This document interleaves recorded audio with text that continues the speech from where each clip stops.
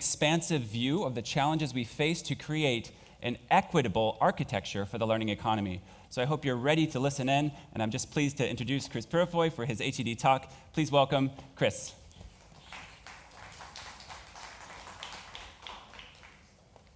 Thank you. Thanks. You know, when I was a child, I had a terrible stutter. So bad, in fact, that my parents couldn't really communicate with me. And my teachers in school, they just weren't equipped to help. So I had to learn non-traditional skills to learn to communicate properly. I had to learn to slow down and to think before I speak, and to use pattern recognition to avoid certain words and letter combinations.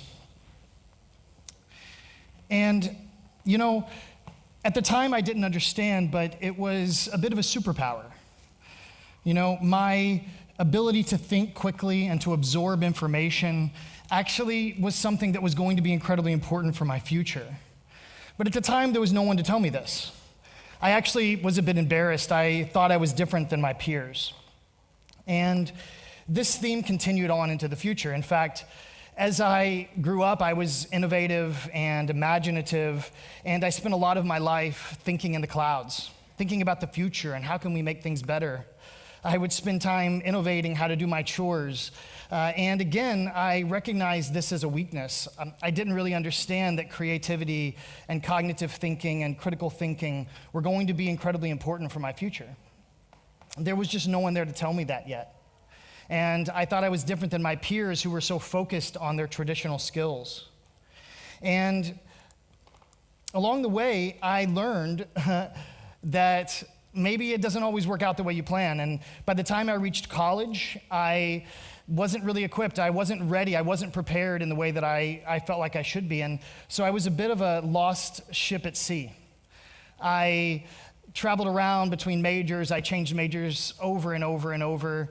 And really, each of these pathways probably would have been good for me, but I didn't feel equipped. I didn't feel like the skills that I had were going to be enough. Maybe I was making the wrong decision for my life. I didn't have the data, and I didn't have anyone to really tell me that it's going to work out. And so later I became an entrepreneur, and as they say, I learned to fly the plane while I built it. And I learned later that this idea of learning was really actually my superpower. It's that if I had a goal, I would learn a way to reach it, no matter what, right? I would find non-traditional ways, I'd learn online, I'd read books, I would just roll my sleeves up and get in and try it out. And it turns out that this was really my superpower. It was my ability to not give up and to keep going and to understand that sometimes failure leads to success. But if I had a real secret to this superpower, it was my parents, who instilled in me at an early age that I can do anything I put my mind to, which I understand is a bit of a privileged story.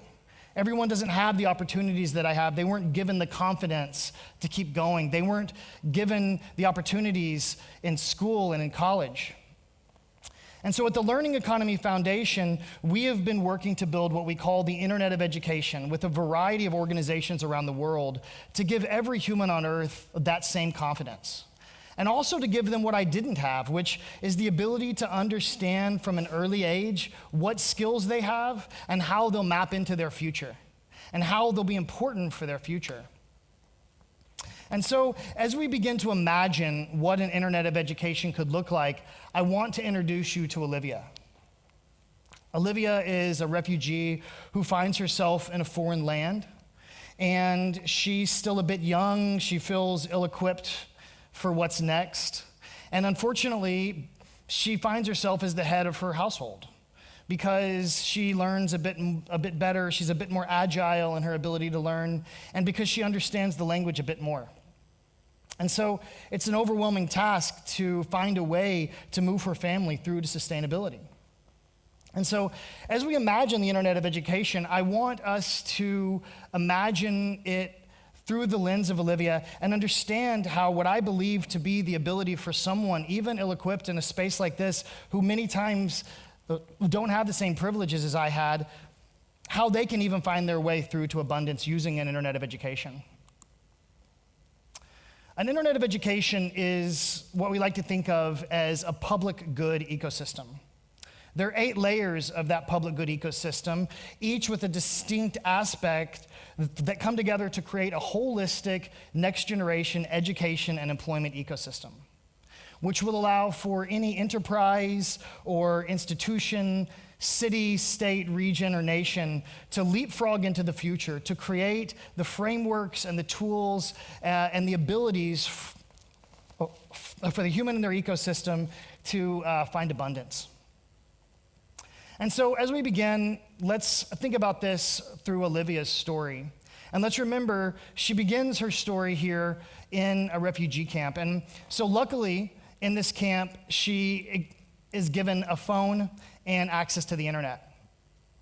Equity networks are incredibly important. We are working on a pilot across the state of Tennessee right now to roll out what we call a metaversity that brings digital wallets and verifiable credentials and learning pathways to any K through 12 or higher education institution. And for those learners who don't have access to data plans or to devices, we have an equity network partnership with Samsung and T-Mobile to provide them with a phone and with a Wi-Fi box. And this is incredibly important. As we think about the future, before we begin getting into some of the next generation tools, up front, we have to make sure we get everyone online and we give them equal access so they have what they need to learn. And so luckily, Olivia is provided a phone and a Wi-Fi box so she can begin the next phase of her journey. And on that phone, she's provided a digital wallet. A digital wallet really is the foundational root of the internet of education. It's the most important aspect. It's what everything else is built on top of. It uses next generation tools to allow her to store on that digital wallet, on her own device, her ID, and it's verified for life, and it's stored in a self-sovereign way so it can't be stolen or erased, even though she finds herself in a new country. And along with that ID, she can begin storing her credentials. She can quantify the skills that she already has, and then every step along her lifelong learning journey from there, she can begin to save those credentials onto that digital wallet as verifiable proof of her skills and her assets as an educated person. And that could include learning achievements, credentials, degrees, learning history and job history alike. Every piece of that learning journey becomes an asset, a real equity. In education and academia, we like to talk about equity, but here's a case where a learner can really actually have that equity. They can understand it, they can earn it, they can see it. Being able to collect those pieces of the education really changes everything in the mindset because they begin to understand that they are earning while they're learning. And from there, as she earns credentials and completes courses, she can begin to understand the skills that she's earning along the way, which is a bit of a revolution because when I graduated and I got a degree, it said nothing of my skills. It was a wonderful piece of information that can help people know that I have knowledge and that I have the tenacity to finish. But it didn't tell of my skills. But with new tools like IMS Case Network and rich skill descriptors, we can start to actually map the skills to the courses while we learn. And this is important so that Olivia, when she's earning credentials, she's also earning skills. And she's beginning to understand those skills. Even from an early age, she can start to understand that her creativity and her innovation and her mathematics skills are going to be important for her future. She can understand how that fits into the larger schema of her life. And from there, she can take those credentials and those skills, and she can share those on a credential network safely, with trust. And she can share them with whoever she wants, and she can share only what she wants. And so she can share those with her teachers so they can begin to personalize her learning. And she can share it with schools and institutions and universities to allow her credentials and her skills to be portable across borders and to not be lost as she finds herself in new lands. In addition, she can use that to share her skills and her credentials with employers to prove on the spot that she has the best skills for the job. You can do it on the spot without a middleman. You can prove it right away because a verifiable credential is issued and it's verified for life. And from there, really things change. Now she has everything she needs to start directing the pathway of her life. which is really a revolution. You know, we don't want education that still lives in the terminology of if you've reached the railroad tracks, you've gone too far. And in a lot of ways, that's how it works. Education happens to us. We're not the drivers of it. But now with these new pathways tools, compass tools, GPS tools, however you want to think about it, now Olivia can start to map her pathway through her life. She can start to understand that an online course can lead to a credential, can lead to a job. And if she wants to be a nurse, it can let her know that she should learn ratios and communication skills, and it can show her where to do that in non-traditional ways online. And then it can lead her through to workshops and to scholarships and traditional programs to train and become a nurse.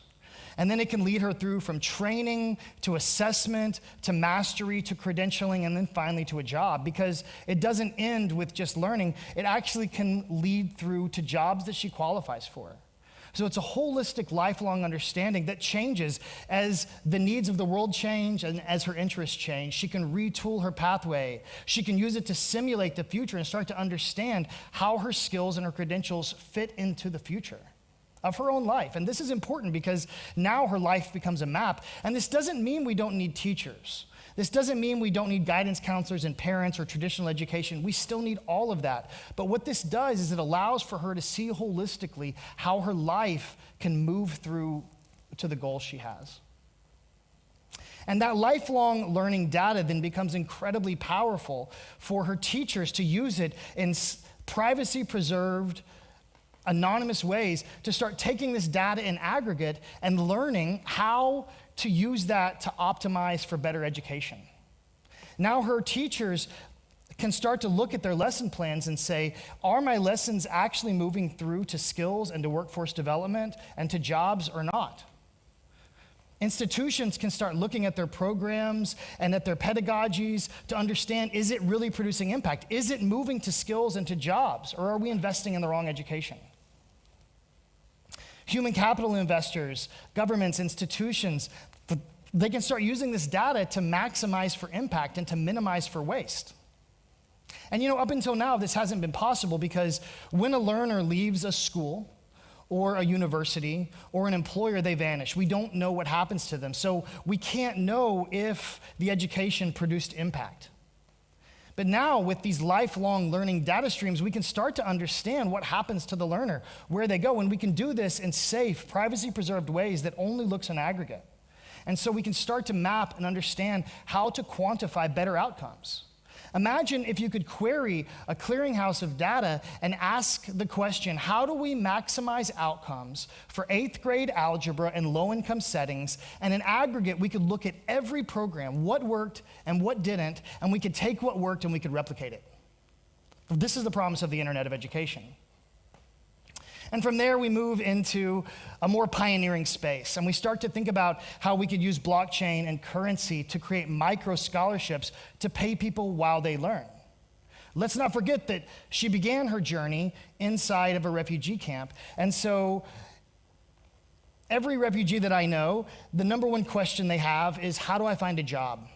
And unfortunately, the answer up front is usually you can't. Right? So they spend a lot of time and a lot of energy trying to solve a challenge that they can't. What if instead we could create incentivized micro scholarships that pay people while they learn? Here's how we can start to solve that last mile equity challenge that has been impossible up until today. What if Olivia and her parents and her brothers and sisters could spend their time getting paid while they learn immigration training, while they learn local languages, while they learn financial literacy, and while they learn about the local job market and upskill? Here's a way for us to diffuse capital directly to the individuals that need it while they earn agency. And this isn't just for refugees. You know, this again is a way to solve that last mile equity challenge. Imagine an individual who has to drop out of school because they are in a low income setting and they have to get a job to feed their family. What if instead we could pay them to learn? And you know, it's not just that as well. You know, there are many models for what we call earn to learn. This is also a way for us to equalize jobs with, or talent with jobs. You know, what if an employer could create a bonus on skills. They could create a beacon that says, I'll pay an extra $50 if you'll earn the skill that I believe represents what I need for this job. And we can lock that with a credential that represents an assessment that they believe represents the best skill for the job. Now, Olivia can go into her digital wallet, she can find a job, she can earn to learn while she learns to and trains to get the job, and then she can earn a bonus to enter a hiring relationship and get a job.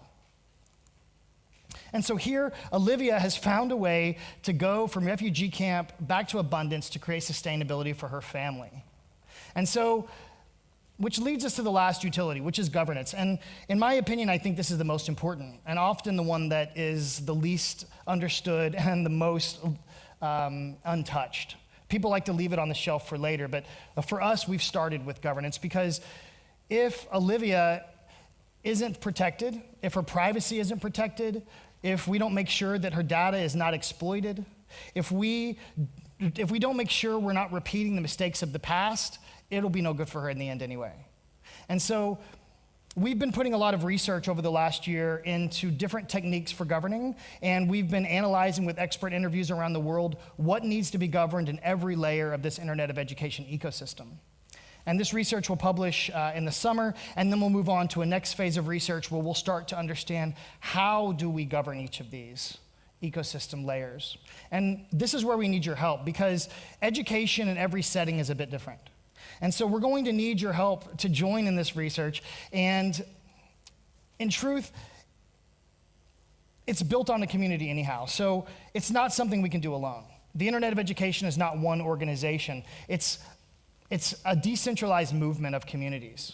And for many years, we've been working with standards bodies and with research institutions and with coalitions and organizations and private-public partners around the world to make this a reality.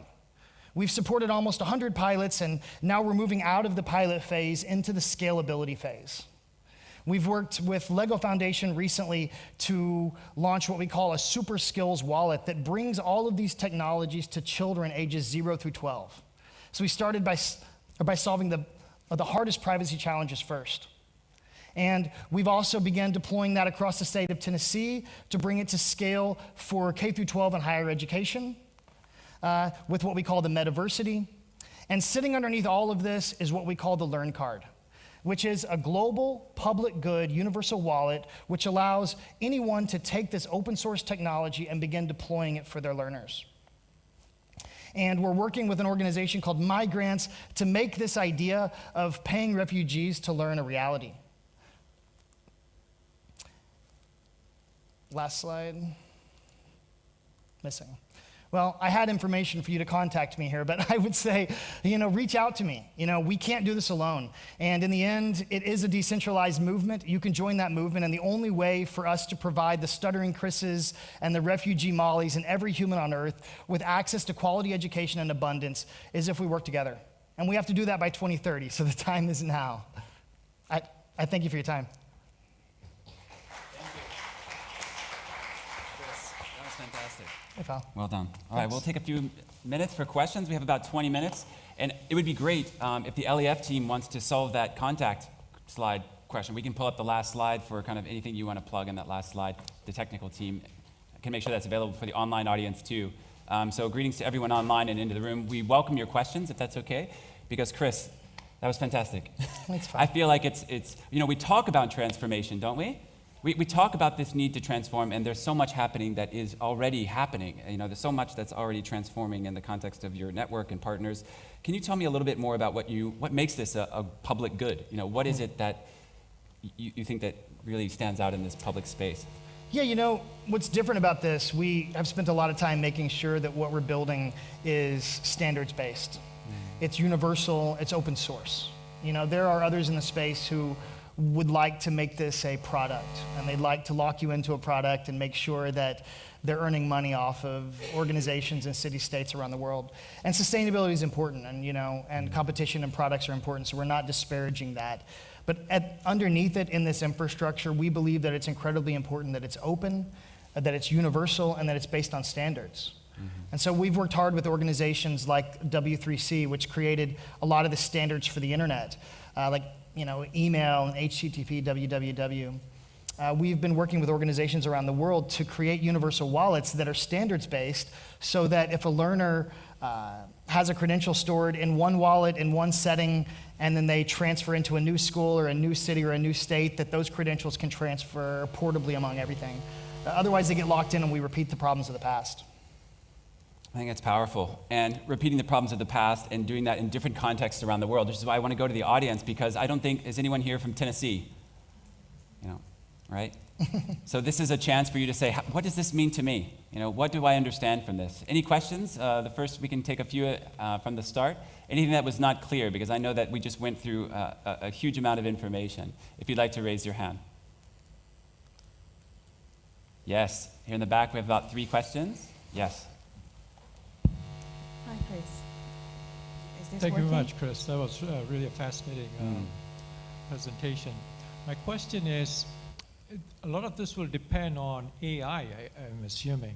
You didn't mention that in your presentation, and the one that I was thinking of is when you sort of said if a kid is able to access a huge database of something that has worked before that can be used for her particular situation, that would require, I'm assuming, AI algorithms and stuff. So that comes now into the whole notion of open source. Most of these algorithms are owned by companies, and they're, and they're thinking about a profit model. And then on top of that, that data that we have written on papers on this, what we call learner behavior information, which is actually what I think is the goal, that is the future goal. In terms of understanding that behavior and sort of saying, okay, how do you transfer somebody's experience in, let's say, algebra, and somebody else experiencing very similar problems in providing multiple solutions where one can try. So that's massive database management, which is a commons. Who's going to manage that database? It's right now owned by some of the big learning platforms like Google and others. So it comes into the whole notion, I think, under governance. I really liked your, in a sense, the digital wallets. That's a real, that's really innovative, and I like that. How does GDPR kind of fit into that? Because I think that's like the gold standard right now.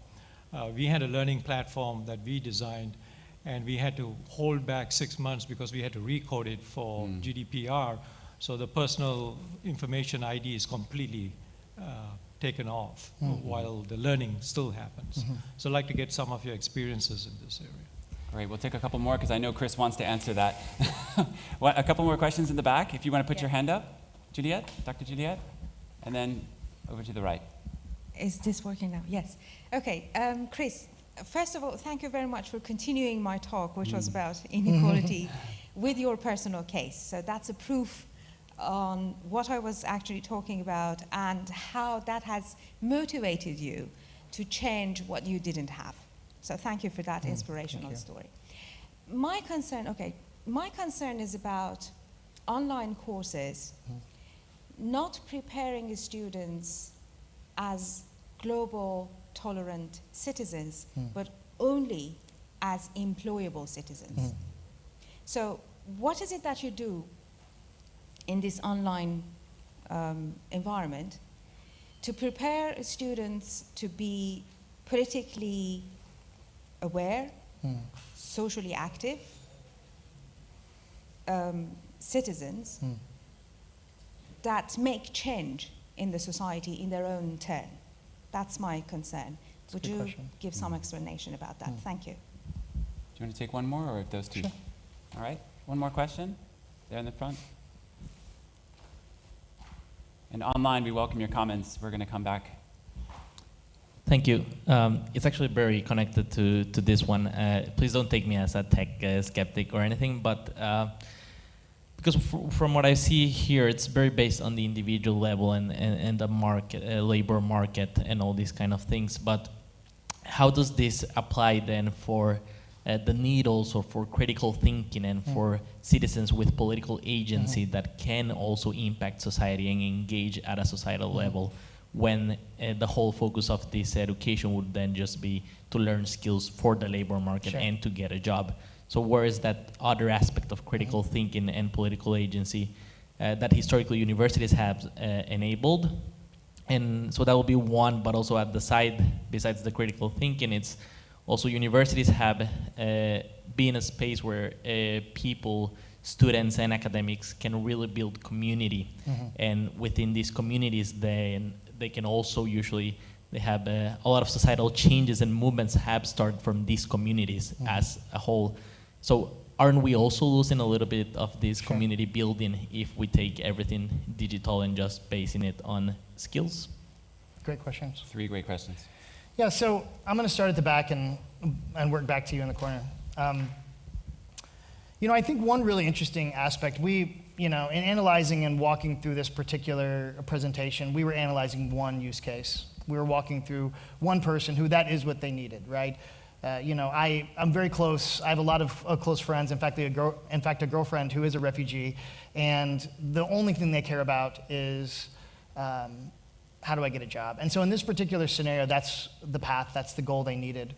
But every path is different. And I want to say this, it gets lost a lot of time when I talk about the internet of education. People think that what I'm trying to express is that we don't need universities and that we want to do it all online, and that's actually not the case at all. In fact, I'm not being clear if that's what's coming across. In fact, if it weren't for my schooling, if it weren't for my university, I wouldn't have learned a lot of the skills that I have and that I need. And in fact, what this does is it becomes a tool that it adds on to that, right? It's an upgrade for it. It doesn't replace it. In fact, the idea of being able to map my lifelong learning journey, that doesn't mean that I need to do it all online. In fact, we've seen time and time again that if you only do online learning and you don't have teachers, it's incredibly dangerous, in fact. We've seen case studies for how this really messes up a kid psychologically. We need teachers, we need communities, we need traditional education experiences. We need to learn critically thinking, So at the end of the day, what these tools do is they enable a learner to have a map, a holistic understanding of how their skills fit and how online education, offline education, traditional education, workshops, internships, how all of that can play into the holistic lifelong goals that they have, which could be to a job, but it could be just to learn. It could be about abundance. It could be about prosperity and joy. So really at the end of the day, every person has their own journey, and that will find its way through every type of learning. And and the next question, which was specifically about what happens, how do we lose critical thinking? How do we actually make sure that we're creating global citizens?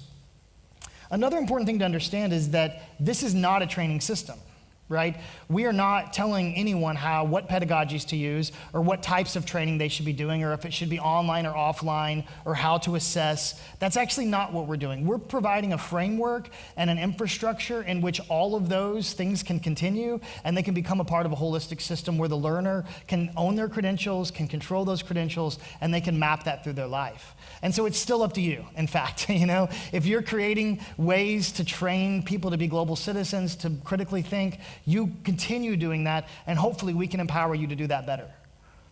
And to answer your question about GDPR and safety and AI, that really is at the core of this. That's what's so exciting, in fact, because the revolution here in the digital wallet is that it isn't owned by Google or Microsoft or Salesforce. And I'm not disparaging any of those organizations. It's great to have innovation. They're bringing great tools to market. But at the end of the day, data does become exploitive. Right? Data is incredibly powerful, and it becomes exploitive whether or not they want to because it's part of their business models and they're publicly traded companies. And what this does with a digital wallet is it detaches that. It lets the learner have a self-sovereign ownership of that data, and they're the only one that have access to it. In fact, the way that we solve for GDPR is that nobody has their data, nobody except for them. Even us, we're launching products with Lego Foundation and across multiple states to bring digital wallets to market. We can't even see it, right? The data is encrypted. It uses blockchain and some incredible things like a differential privacy and zero knowledge proofs and lots of these interesting new technologies to create ways to have that data be safe and to be stored only with the individual, and they only share what they want with who they want. They also have the right to be forgotten. So if they've screwed up in the past, they can just delete the past and start over, which is something that can't happen today in a lot of ways. And then in aggregate, when you start looking at the data, that only happens in aggregate. It happens with what's called differential privacy in a way where we can blur the data, individual data is never shared, and what is viewed is anonymous, safe, privacy-preserved aggregate data. Does that make sense? Outstanding. And I will ask this too. In terms of AI, I'm the first one to say that AI is going to be a challenge. AI creates biases. There's all sorts of challenges with it. I don't talk about AI because I'm not sure where AI fits yet. You don't have to have AI to have a database to query and understand aggregate data. AI is going to be helpful in pathways and starting to understand those pathways, but it could also be destructive, right? And in truth, we need research to go in and lead us along the way, which, we have organizations like Brookings Institute who are doing amazing research right now on pathways, and to make sure that we protect the learners and make sure that we protect the equity challenges. And so I'll be the first to say I don't know the answer to that, and there will be unintended consequences, and we need to be on top of those, and we need to lead with research. So I'd love to work with you on that. Absolutely. This sense of empowering learners and putting learners at the center of their learning journey. Questions, if you want to throw your hands up. Susanna, Dr. Susanna. Yes, thank you very much, Chris, for a very inspirational talk. I really loved it. Thank you. And seeing how you instill self-confidence and self-esteem to pursue their goals in all those youngsters is really phenomenal. Thank you very much for that. I wanted to hear more about how you talked about portability of the credentials and how they take it for employment or for further education. How do your users face the challenge of recognition of those credentials? Say again? Recognition of those credentials. Like in terms of the employer, like how do they recognize those? Absolutely, yes. At the end of the day, credential, whether it's important or not, is a signal. Right? So we have signal gaps that need to be solved, right? And at the end of the day, it's still going to rely, again, like I said with education, it still relies on the systems that exist today, unfortunately. I think that as we move forward into the future, we can start to use the big data to understand which learning pedagogies, which credentials are actually producing skills, and which are leading to jobs, and which are leading to impact in jobs. And that data will help us start to solve the signal gaps. So we can look at the data and say, well, this credential has actually proved incredibly valuable. It's proved impactful, and many learners have used it to create jobs and to create abundant life. But in truth, that's going to take some time. It's going to take many years. It's going to take really high fidelity data. And in the beginning, it's going to have to rely on the signals that exist, unfortunately.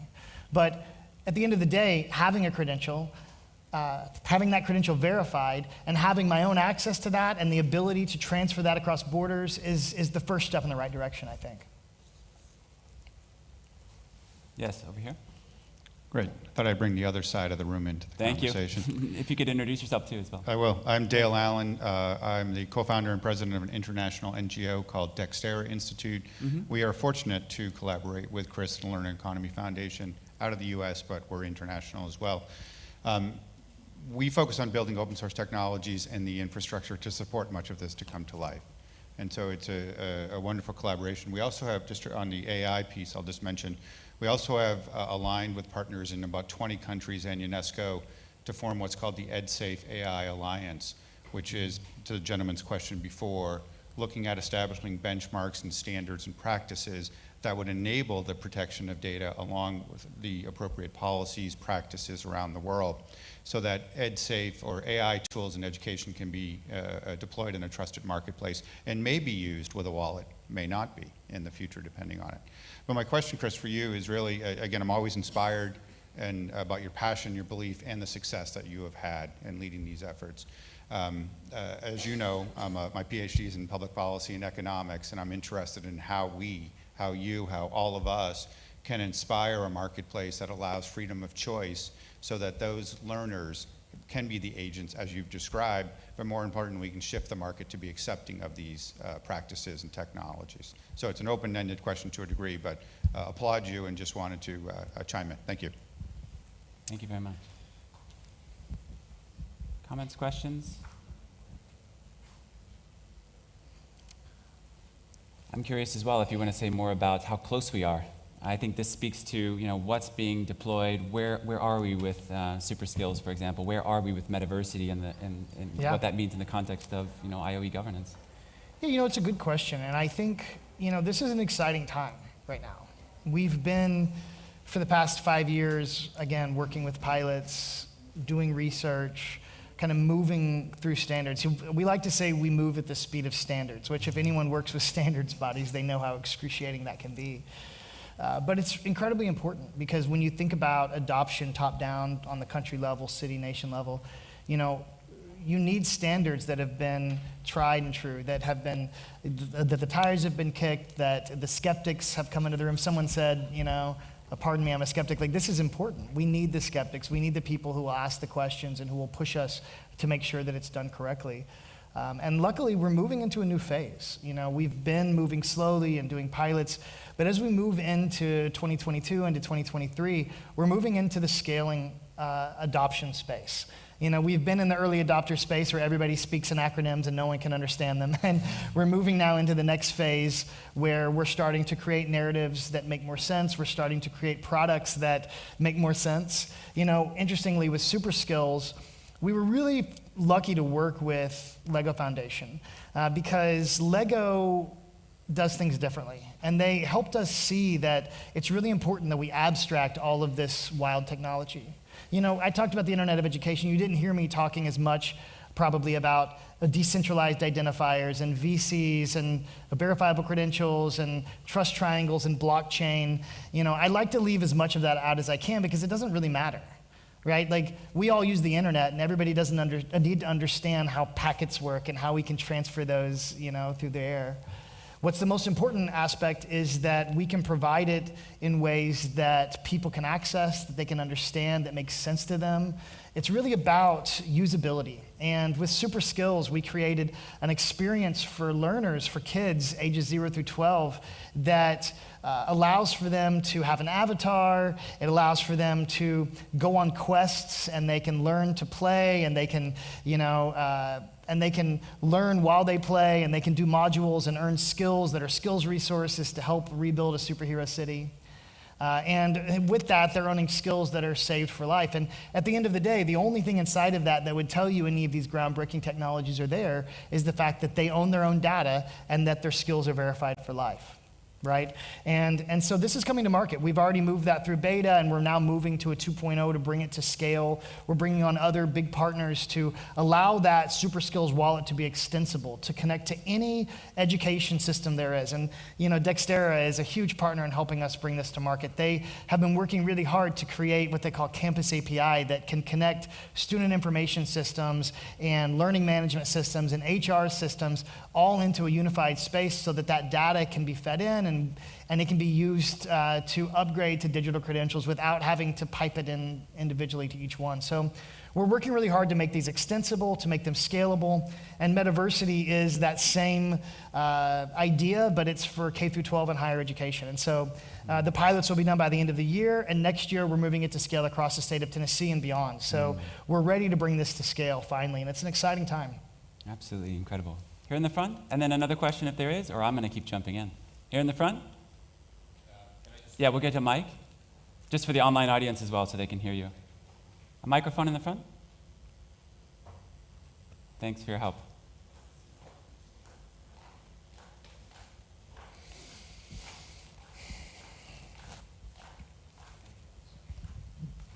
Thank you. I'm Michael Fong from the Institute for the Future Education at Tec de Monterrey in Mexico.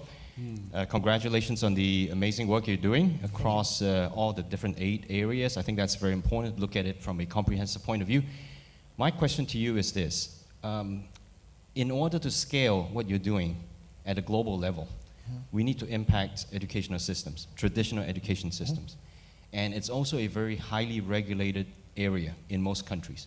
What is your strategy to get into education systems and start influencing the way that it's structured and to be able to build some of these features into educational systems globally? What's your strategy? It's a really good question. I think it goes back, I'm an entrepreneur by trade, and I like to say my most expensive entrepreneurial lesson was a failure that ended up being a great success in the fact that I had a great learning from it, which was always add value without changing behavior, right? If you can go to someone and say, I'll make your life 10 times better, but you have to change everything you do, you'll get a lot of lip service, but in big institutions with legacy and large institutions, it's very hard for them to shift because the adoption costs are too high. And instead, you can say, continue doing what you're doing, but we're going to make everything better and we're going to increase the value. It's a lot easier to adopt. And so really the way that we're developing these systems is to be able to connect to what they're already doing. So first and foremost, the strategy with working with institutions is continue using the systems that you use, right? Continue working the way you do, use the learning management systems, don't change your workflows, but let's add underneath that an upgrade that allows for you to move into verifiable credentials so you can have this value add for your learners, right? So you can increase efficiency for your teachers, so you can save money, right? There's a lot of money that is wasted, right? And that money can be saved if we can start to understand how to create more efficient ecosystems. And so that's one. Two is to work top down. You know, we have worked really hard to create standards, right? To work with the standards organizations. We are not the type of organization to show up. You know, we know what it's like to be there at the beginning and be like, oh, this will be easy. We'll just build all this new stuff and everyone will come. But in truth, there's no such thing as an if you build it, they will come kind of field of dreams scenario for this, because you have to understand how to work from the inside. You have to understand how to make it work with the traditional systems. And so we've worked really hard to work with the standards bodies so that we can have proofs. We've done the pilots so that we can come in and work with the ministries. We can work with the governments and the institutions who are helping to lead change so that we can create top-down and bottom-up approaches. We like to call that middle out. But at the end of the day, you know, the best way to create adoption in traditional places is to allow them to continue doing what they're doing and to work with the people that they trust to bring it to them. Absolutely great. And I kind of wanted to elaborate on that point, unless there are questions as we wrap up, but this idea of labs, how we start. Because when I'm thinking about my context in Asia and the Pacific, how would I start? You know, am I able to take one piece, one utility, and start with where I am? Or, you know, just to kind of give us that sense of confidence that it is about the collective, it is about this global public good. It is. You know, how can we get started in the context of, you know, for example, labs, as we've done some work on? That's a great question, and I think I'm really glad you brought it up. In fact, I meant to mention it earlier, which is, I think the best approach for bringing this into any new space is to begin with a lab. We like to call them collabs, but the idea here is we have helped cities, states, nations to organize coalitions of effort that bring together the stakeholders and the individuals needed to begin aligning around shared goals, and then to begin defining pilots which can be moved to national public goods, and then to bring the community of support and the technologies around that to empower that and to make it possible. And that's incredibly important because it does take communities. You know, this doesn't happen in a box. You can't just plug it in and make it work. It does take individuals, and every context is a bit different. So it does require working internally to understand the individual challenges. Brilliant. Ladies and gentlemen, let's thank Chris Purifoy from the Learning Economy Foundation for his HED talk. Thank you. And Any last words? I'll say one last thing, which is, it's two things, in fact. One is that our friends at Brookings Institute are doing incredible work in this. They're doing incredible research. They just published a white paper today, which you should look for. And I think they're speaking a little later today. 4:15 today? 4:15 in this building, today. second floor, in and this online? Building. So you should definitely visit them and hear what they have to say. They're doing incredible work. And if you want to come and speak with us, we're going to be with Brookings and others at 5:30 to 7:30 today in the main conference center at the cafe, at the terrace area, if it's nice weather, and then online if you can contribute. But we'll be at that terrace for further conversations about this space, so please join us. Feel free to join us and have a chat with us. So thank you, everyone, for coming. I really appreciate your time. All right. Thank you. That's it.